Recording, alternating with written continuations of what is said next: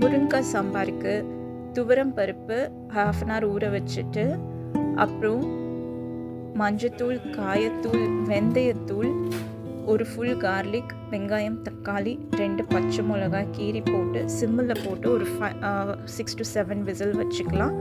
முருங்கைக்காய் தண்ணியில் கட் பண்ணிவிட்டு மஞ்சத்தூள், sambar powder, chilli powder, cumin powder, வெந்தயப்பொடி, உப்பு, சீரகப்பொடி, சோம்பு பொடி இருந்தால் அதுவும் ஆட் பண்ணிக்கலாம். இல்லைன்னா ஒரேடியாக சாம்பார் மசாலா கூட ஆட் பண்ணிக்கலாம்.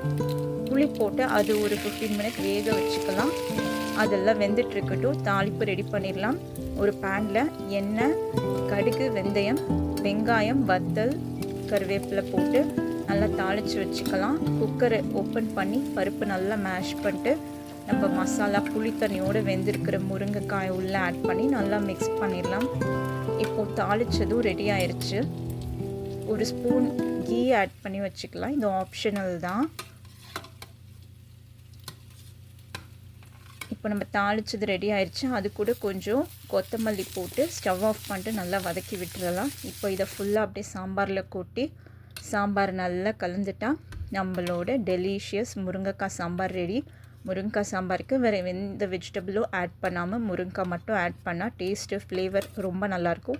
இது ஆஸ்திரேலியன் முருங்கைக்காய் போல். ஸோ சப்பியாக இருந்துச்சு, ஜூஸியாக, ஃப்ளஷியாக இருந்துச்சு. ஸோ இதுதான் நம்ம முருங்கைக்காய் sambar. Happy cooking and healthy eating.